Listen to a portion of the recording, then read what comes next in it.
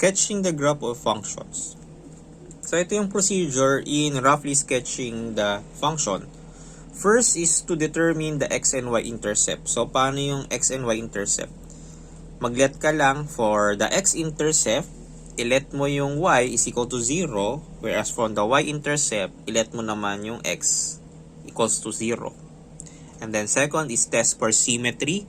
Usually yung mga quadratic functions, yan yung symmetrical. So paanong quadratic function? Yung mga naka-raise sa even exponent. Kasi doon, let's say, x mo is negative, pero naka-square. So, kahit negative, positive siya, mag-square yan. So, magkakaroon ng symmetry. Usually, pagka mga cubic units or odd, walang symmetry yan. Pero, again, test nyo pa rin para sigurado. Then, third is to check for the possible horizontal, vertical, or oblique asymptote. So, paano yung mga asymptote na yan? So, reviewing for your pre-calculus. So, merong tatlong klaseng asymptote eh. Horizontal, vertical, and then yung oblique. So ano ba yung asymptote on the first place? Asymptote, ibig sabihin niya, yan yung point na pag pinlat mo siya, let's say x is equal to 1, yun yung asymptote. Ibig sabihin nun, on that x is equal to 1, hindi didikit yung function mo dun. Lalapit lang siya pero hindi didikit. So, para siyang limit, di ba? Parang as x approaches, pero hindi talaga siya didikit doon sa point na x is equal to 1. Yun yung asymptote na tinatawag. So, summarize natin yung sa asymptote. So, ano ba yung pagkuha niya ng asymptote? Lalo na if the function is a rational function. So, meron siyang denominator. So, in getting the asymptote, una, set mo yung denominator equal to 0. And solve it possible. So, pag 0 siya, yung vertical asymptote niya, so, ilet mo lang yung denominator mo is equal to 0. Tapos, if meron ka nakita, so yun na yung magiging asymptote, vertical asymptote. Yung pangalawang process is to compare the degree ng numerator tsaka nung denominator. Numerator and denominator. So, if ever, yung degree let's say, x squared yung taas mo, tas x cube yung baba. So, natin yung, parang may term kayo dun sa yung heavy, tsaka, basta parang ganun yung term nyo parang, top heavy, bottom heavy, depende sa approach ng instructor nyo sa pre-calculus. So, if, hindi mo set yung, into 0, yung denominator, so, compare mo daw yung degree ng numerator tsaka denominator.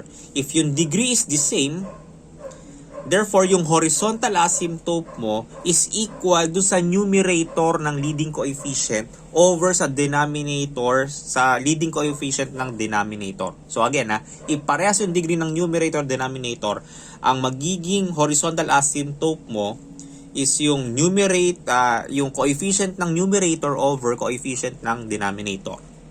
Ngayon, if the denominator's degree is greater, so mas mataas yung degree ng denominator, then, ang horizontal asymptote mo is equal to y is equal to 0, or simply the x-axis. If the numerator's degree is greater by a margin of 1, so pag mas malaki yung degree ng numerator by exactly 1, meron ka tinatawag na slant asymptote, yun yung oblique, which makahanap mo yun using long division. So, i-review nyo na lang yung pagkuha ng asymptotes from your pre-calculus. And then, the fourth step is compute the first derivative to determine the critical value. So, pag in-equate mo yung first derivative mo into 0, yun yung magiging mga critical values, and identify the intervals on which the curve is increasing, decreasing, or constant. So, yung dun papasok yung first tsaka second derivative test, yung mga previous topic natin. And then number 5 is compute the f prime of x to determine the possible points of inflection and check for the concavity of the graph. Then next is find the slope of each tangent if that is helpful, and then sketch the curve. So, more on 1 to 5 lang tayo kasi roughly sketch mo na yung itsura nung function mo. So, example, draw the curve y is equal to x cubed minus 3x plus 2. So, ito, kitang-kita natin, madali na siya eh. So, hindi siya rational kasi x cubed minus 3x plus 2. So, ano daw una? Determine the x and y intercept. Yun yung first step. So, pag x-intercept, let mo yung y is equal to 0. So, ang value mo ng x-intercept is x is equal to 1 and x is equal to negative 2. So, ipaplat mo yun mamaya. Tapos, sa y-intercept, so let mo x is equal to 0. So, the value would be y is equal to 2. Yun na lang matitira dito eh. So, ang mga intercepts niya is x is equal to 1, x equals to negative 2, and then y is equal to 2. And then for the symmetry, so x cube siya, so obviously, walang symmetry yan kasi odd. Kaya symmetry is no symmetry with respect to the origin, x and y axis. For the asymptote, obviously wala asymptote yan kasi yung denominator wala. Hindi siya rational. Kaya number 3, no asymptote. For the critical point, so first derivative, then equate to 0, di ba? So, the first derivative would be 3x squared minus 3. So, ito siya, 3x squared minus 3. And then, factoring further, tas tsaka may equate to 0. Ang makukuha mong critical points is 1 tsaka negative 1. Then, substitute mo yung 1 and negative 1 na yun sa y dito. Kaya makukuha mo, the critical points are 1, 0, and 1, negative 4. Negative 1 and 4. So, dalawa na yung points mo, di ba? 1, 0, and then negative 1 and 4. So, ito daw yung minima, ito yung maxima. So, kasi nga ito yung sign analysis natin. This is sign analysis. Sign analysis ng, ng first derivative mo. So, if x is less than negative 1, increasing siya, then sa pagitan ng 1 and negative 1, the function is decreasing, then increasing. So, meron tayong point of inflection kasi may change ng sign. So, ito yun, number 5. So, for the points of inflection, so, second derivative is 6x. So, y is equal to 0, x equal to 0 is the point of inflection. Kasi, di ba, i-equate mo sa 0. Therefore, dito may change of sign. So, meron point of inflection. So, y double prime changes sign at the point where x equal to 0. O pala yun, iba pa pang analysis to. Kasi ito yung concavity yung check natin. Kasi tingnan mo nga naman, if x is greater than 0, definitely your second derivative will be positive.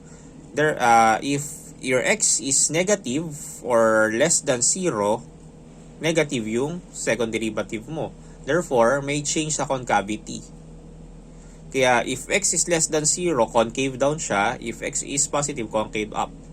So, na-define mo na yung mga critical points which is negative 1 and 4. So, ito yun, negative 1 and 4. Ito yung isang critical point. Yung isang critical point is 1 and 0. Diba? So, ito yun. 1 and 0. So, ito yung dalawang critical points.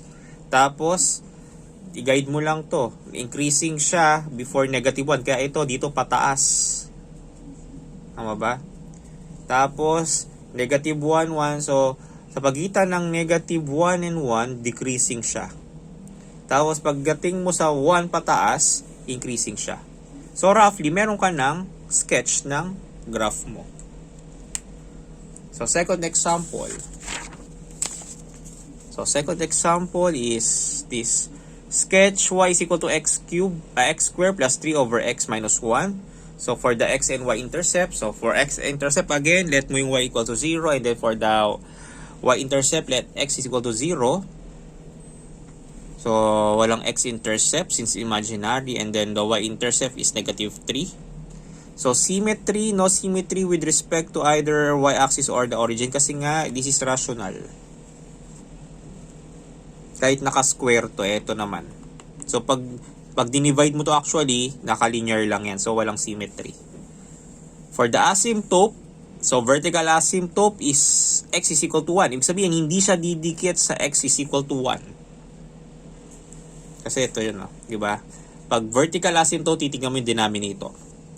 So, meron tayong oblique asymptote since the highest degree is 2 and then yung lowest degree is 1. So, yung difference nun is 1. So, meron tayong oblique asymptote. And then, makukuha mo yung oblique asymptote by dividing or by performing synthetic division or long division. So, ito yung magiging ano niya.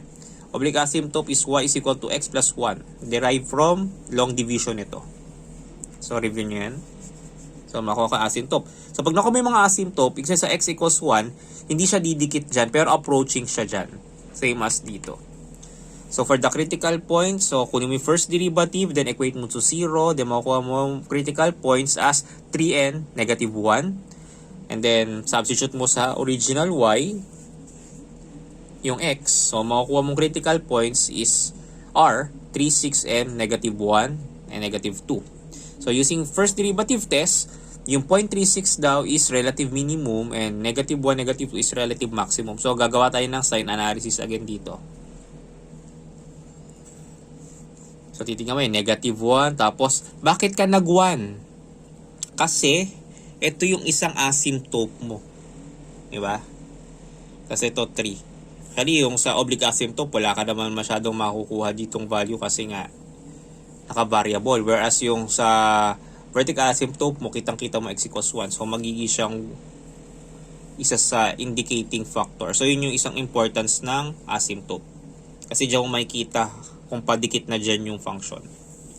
Next is the point of inflection. So, second derivative. Tapos, equate mo to 0. So, sabi dyan, ang second derivative is 8 over x minus 1, quantity x minus 1 raised to 3. So, since the second derivative can never be 0, there is no point of inflection. Kasi pag nag-1 ka dito, hindi naman siya didikit sa 1, diba? Since that is vertical asymptote. So, imposible ka na magkaroon ng 1. So, hindi magsi-0 yung second derivative mo. So, since yung second derivative mo can never be 0, there is no point of inflection. To test for concavity, so tingnan mo na lang yung mga critical values or critical numbers mo. So ano ba yung mga critical numbers mo? Diba, negative 1 tsaka 3 tas sinama mo yung asymptote na 1. So gawa ka ng sign analysis. So in between, so curve is concave down daw from negative 1 to from negative infinity to 1. Kasi ito pababa, di ba? Tapos pataas siya from 1 to infinity. So, ganito yung magiging itsura niya. Ito yung x is equal to 1. Ito yung isang oblique asymptote. So, ito makukuha mo yan. Mag-assign ka na lang ng values since ito naman siya. Tapos, ano ba yung mga critical points na nakuha natin? Di ba? Negative 1 and negative 2. So, ito yon. Tapos, yung isa is 3, 6. So, ito siya. So, parang yun yung naging vertex. So, ganun lang yung pag-sketch. Next is the absolute maximum value of a function on interval. So, dito, basahin nyo na lang yung terms dito. Naka-upload naman siya. So, given the function, so, ito siya. Kunwari, maraming function mo. So, itong mga to, yan yung mga relative maximum. Tapos, kung ano yung pinakamataas na point dito, that is the absolute maximum. Whereas ito yung mga pababa mo. So, ito lang, lahat yan relative minimum. Tapos, yung pinakamailalim, yun yung absolute minimum. So, by picture, ito yung definition ng absolute maximum and absolute minimum. So, ano daw ba yung steps in determining the absolute extrema of f? So, una is find the critical values of f on the interval AB. And then, so, critical values, yun yung critical points. Second step is find the function values at the endpoints of A and B. Usually, yung interval mo na yan, substitute mo lang dun sa given function to find f of A, f of B, and then compare all the function or values obtained in step 1 and 2. The smallest value is the absolute minimum, and the largest value is the absolute maximum. So, simple lang. So, example. So, function of x is equal to 2x plus 3. So, that is the same na y is equal to 2x plus 3. And then ito, negative 3, 5, that is the interval. parehas tong x-axis. Basta pag nakita nyo yung bracket, that is interval. Pero pag that is, if that is parenthesis, xy ang ibig sabihin. Eh ito bracket, meaning interval. So para silang x. So, kunin natin yung first derivative. First derivative is 2. Tama ba? So ito yun, 2. Wala ka makukuha ang critical number kasi wala nang variable na iwan. So, ang gagawin mo pag wala kang critical number, substitute mo na lang yung points negative 3 and 5, which is the x, dito. So, dito, yung f of negative 3, ang value niya is negative 3. Ang f of 5 is equal to 13. So, dito mo lang siya sinubstitute. So, the absolute value pala is ano? The absolute minimum value is yung f of negative 3, which is negative 3, 3. So, saan naman ako yung negative 3? So, substitute mo lang yung negative 3 dito. Diba? 2 times negative 3 is negative 6 plus 3 is negative 3. So, yun yung isang point. So, ang minimum pala is negative 3, 3. And then, the maximum is, ito, pinakamalaki. So, that is the maximum, absolute maximum. So, substitute mo lang yung 5 dito, magiging 513. Kaya ito yung maximum point mo. And then, pag pinlat mo siya, connect mo lang yung absolute tsaka yung minimum, ito na siya. So, kitang-kita mo kung ano yung absolute maximum tsaka minimum.